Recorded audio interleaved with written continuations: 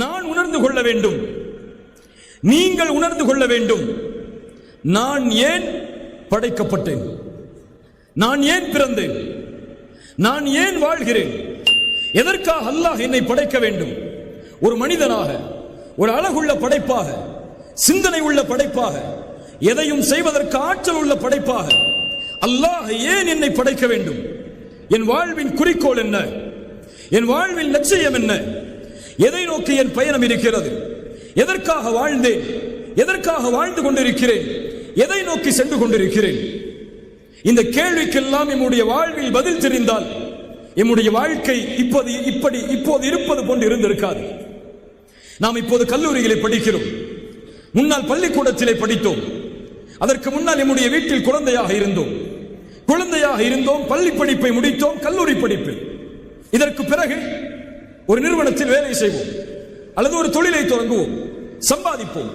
அதற்கு பிறகு திருமணம் செய்வோம், அதற்கு பிறகு குழந்தை பெறுவோம், அதற்கு பிறகு ஒரு வீட்டை வாங்குவோம், அந்த வீட்டில் நம்முடைய குடும்பத்தோடு வசிப்போம். அதற்கு பிறகு காலம் மாறும், வயதாகுவோம், எமக்கு குழந்தைகள் பிறக்கும், எம்முடைய குழந்தைகள் சம்பாதிப்பார்கள், எம்முடைய வாழ்வு இறுதி எல்லைக்கு வரும். வருமா வராதா? எல்லாரும் இப்படி இருக்கிற மாதிரி இருந்துட முடியுமா? முடியாது. ஒரு நிலைமைக்கு நம்முடைய வயது வரும், ஒரு நோய் படுக்கையில் நாம் இருப்போம். எம்மை சுற்றி யாருக்காக நாம் வாழ்ந்தேமோ, யாருக்காக செல்வத்தை சம்பாதித்தோமோ, எந்த குடும்பத்தை உயர்த்துவதற்காக நம்முடைய நேரங்கள் அனைத்தையும் அளித்தோமோ, அந்த நோயுடைய படுக்கையில் கூட அவர்கள் எமக்கு உதவி செய்ய மாட்டார்கள். நாம் பெற்ற பிள்ளை அமெரிக்காவில் வேலை செய்து கொண்டிருப்பான், சவுதி அரேபியாவில் வேலை செய்து கொண்டிருப்பான், துபாயில் வேலை செய்து கொண்டிருப்பான். எம்முடைய மனைவி அவளும் நோய் படுக்கை, எம்முடைய பெற்றோர்கள் மரணித்திருப்பார்கள். அப்போது அவன் தன்னுடைய வாழ்வை திரும்பி பார்ப்பான், அப்போது உணர்வான், இதுவல்ல என் வாழ்க்கையின் நோக்கம் என்று. செல்வத்தை சம்பாதிப்பதற்காக நான் வாழ்ந்தேன், இந்த நோயுடைய படுக்கையில் அந்த செல்வம் எனக்கு என்ன உதவி செய்தது? உறவுகளை சேர்ப்பதற்காக போராடினேன், அந்த உறவு இந்த நோயுடைய படுக்கையில் எனக்கு எதை செய்தது? எல்லாரும் ஆப்பிள் போன் வச்சிருக்கீங்களா இல்லையா? எல்லாரும் மோஸ்ட்லி எல்லாருக்குமே ஆப்பிள் போன் வாங்கணும்னு ஆசை இருக்கும். அந்த நிறுவனர் மிகப்பெரிய செல்வந்தர், உலகத்தின் பெயர்களையும் பட்டங்களையும் வாங்கி குவித்தவர். அவர் மரணமாகக்கூடிய தருவாயில் அவர் சொன்ன செய்தி என்ன தெரியுமா? நான் போட்டிருக்கக்கூடிய இந்த ஆப்பிள் வாட்ச் இதுவும் ஒரே மணியை தான் காட்டும், சைனாவில் தயாரிக்கப்பட்ட அந்த வாட்சும் ஒரே மணியை தான் காட்டும். அப்படியா இல்லையா? ஆப்பிள் வாட்ச் வாங்கினா அமெரிக்காவில் உள்ள டேத்தை காட்டும், இந்தியாவில் காட்டாதில்லை. எல்லாம் ஒரே நேரம் தான். நான் போட்டிருக்கக்கூடிய ஆடை இதுவும் என் உடல் அழகை மறைக்கும், மற்றவர்கள் எளிதாக அணியக்கூடிய அந்த ஆடை அதுவும் உடல் அழகை மறைக்கும். இவ்வளவு சொத்துக்களை சேர்த்தேன், இவ்வளவு புகழை சேர்த்தேன், இதுதான் வாழ்க்கை என்று இரவு பகல் மாறாமல் இந்த சமூகத்திற்கு எதையாவது புதிய சிந்தனைகளை கொடுக்க வேண்டும் என்று முயற்சித்து போராடினேன். ஆனால் இப்போதோ நான் நோய் படுக்கையில், நான் சம்பாதித்த நிறுவனமோ, என் தொழிலாளிகளோ, என் செல்வமோ இந்த நோய் படுக்கையில் என்னோடு இல்லை. இப்போது உணர்கிறேன், இதற்காக நான் வாழ வேண்டியதில்லை என்பதை. எல்லோரும் உணர்வார்கள். செல்வத்தை சம்பாதிப்பதற்காக தன்னுடைய வாழ்வை அர்ப்பணித்தவன் தன்னுடைய கண்ணுக்கு முன்னாலேயே செல்வத்தை அர்ப்பணிப்பதற்காக தன்னுடைய உறவுகள் போட்டியிடுவதை பார்க்கும் போது உணர்வான், இதற்காகவா நான் சம்பாதித்தேன் என்று. புகழையும் பட்டங்களையும் பெறுவதற்காக தன்னுடைய வாழ்வை அர்ப்பணித்தவன் உணர்வான், இதற்காகவா நான் வாழ்ந்தேன் என்று. இன்றைய வாலிபர்களின் குறிக்கோளை கேளுங்கள். உங்கள் வாழ்க்கையின் லட்சியம் என்ன என்று என்ன சொல்லுவார்கள்? யூடியூப்ல ஒரு சேனல் ஆரம்பிக்கணும்பாங்க, அப்படியா இல்லையா?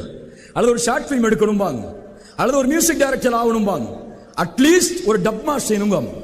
டப்மாஷா அது செஞ்சு அப்லோட் பண்ணி எல்லாரும் அதை பார்க்க வைக்கணும்பாங்க, அப்படியா இல்லையா? இது குறிக்கோளா? நீ நடிகனாகுவதோ, உன் யூடியூபில் உன்னுடைய வீடியோக்கள் வருவதோ, டப்மாஷிகள் வருவதோ, நீ போடக்கூடிய அந்த ஷார்ட் பிலிம்களை மக்கள் பார்க்க வேண்டும் என்பதற்காக அப்லோட் செய்வதோ, நீ அதில் புகழ் பெறுவதோ, இது குறிக்கோளா? அது குறிக்கோள் அல்ல, அது லட்சியம் அல்ல. அதுதான் லட்சியம் என்றால் உன்னை விட சிறந்தவன் ஒருவன் வந்தால் உலகம் உன்னை மறந்துவிடும்.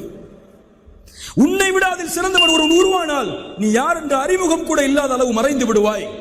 அதுதான் இந்த உலகத்தின் இயற்கை. இதை நோக்கமாக கொண்டு பயணிப்பவன் தன் வாழ்வின் முடிவில் ஒட்டுமொத்த வாழ்வையும் வீணானதாக, குறிக்கோளற்றதாக ஏன் வாழ்ந்தேன் என்றுதான் அவன் கருதுவான். என்ன சொல்லவில்லை, நீ விளையாடாதே, படிக்காதே, நீ எதையும் செய்யாதே, எந்த குறிக்கோளோடும் வாழாதே, நீ உன் வாழ்வு என்பது வீணானது, அப்படியே வாழ்ந்து மறைந்து விடு என்று சொல்லவில்லை. எதை வேண்டுமானாலும் செய், எதில் வேண்டுமானாலும் உன் கவனத்தை செலுத்து. நீ பார்க்க வேண்டிய பார்வை அதில் என் படைத்த இறைவனின் அனுமதி இருக்கிறதா, என் ரசூலின் அனுமதி இருக்கிறதா, இருந்தால் நீ செல்லக்கூடிய பாதையில் முதலிடத்தை அடையும் வரை போராடு. நீ அல்லாஹ்வை நம்பிக்கை கொண்டவன், படைத்த இறைவனை ஏற்றுக்கொண்டவன்.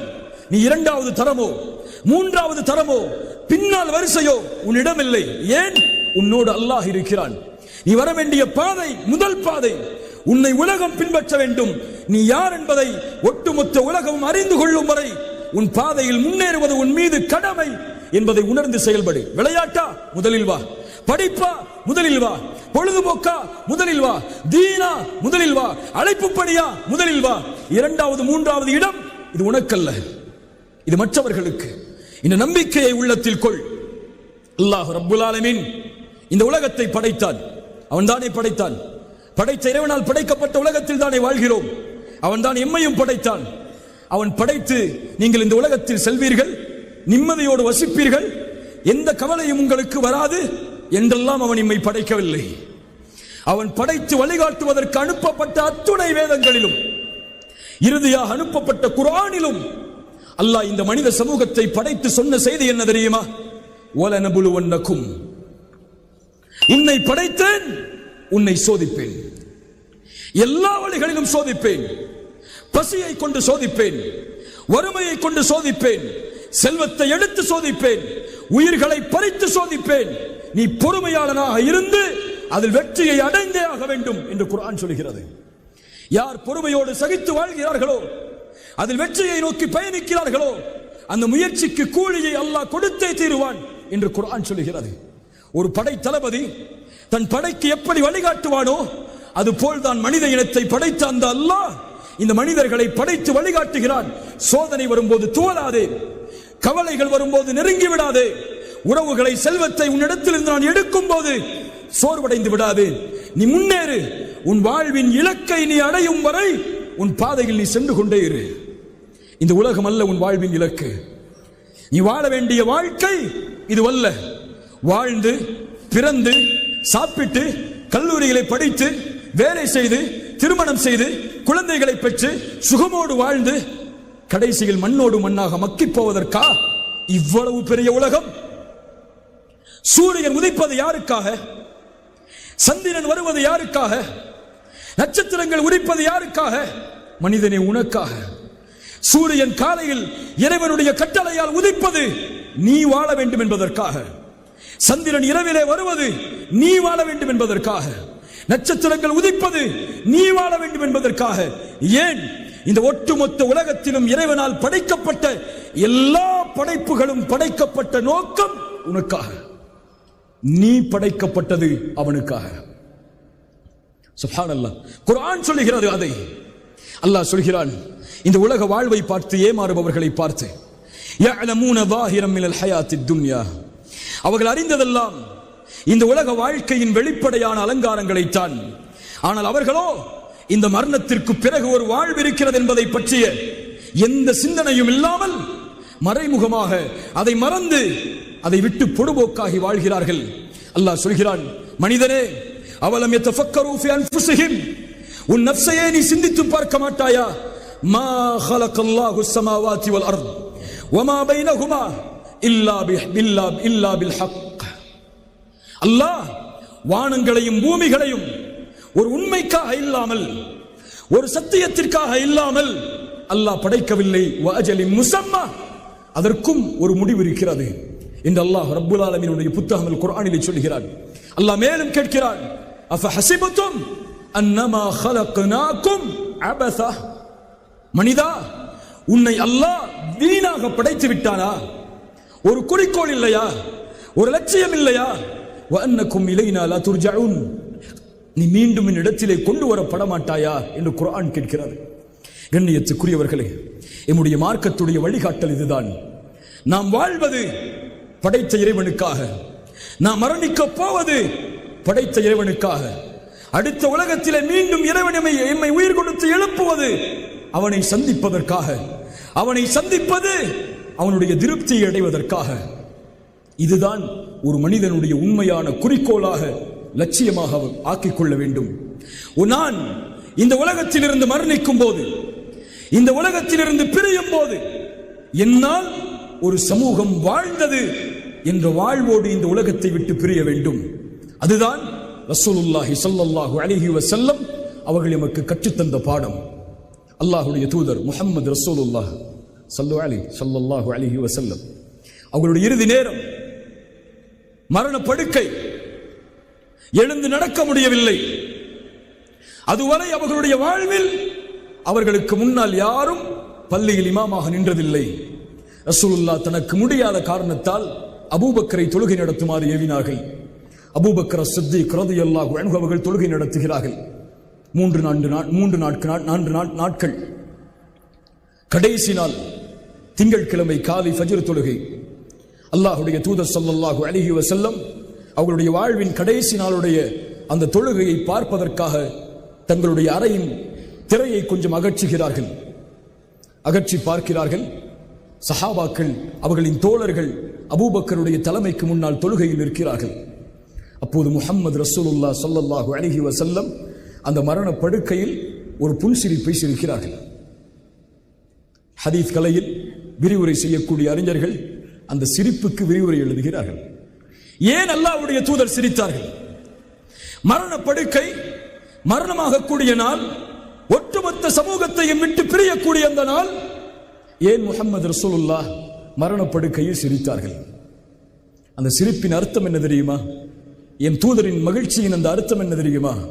தன் வாழ்வின் பொழுதே தான் இல்லாமலும் தன் கட்டளைக்காக இன்னொருவரை தலைமை தாங்கி ரப்புக்கு முன்னால் நிற்கக்கூடிய ஒரு சமூகத்தை, அல்லாஹ்வுடைய மார்க்கத்திற்காக தன் வாழ்வை அர்ப்பணிக்கக்கூடிய சமூகத்தை உருவாக்கி விட்டேன் என்ற மகிழ்ச்சியின் ஆனந்தம் இது.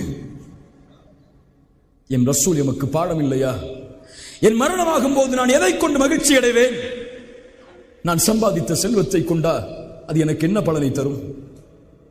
நான் வாங்கிய பட்டத்தை கொண்டா, டாக்டர், இன்ஜினியர், MBA என்ற பட்டங்களை கொண்டா அது மரணத்தின் போது எனக்கு எதை தரும்? மையத் என்ற பெயரை தவிர.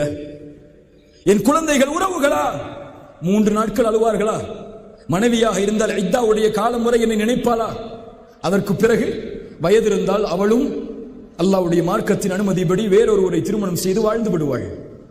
என் குழந்தை அவனுடைய வாழ்க்கையை தேடி ஓடிவிடுவான். எதை இந்த உலகத்திலே நான் கொண்டு போகப் போகிறேன்?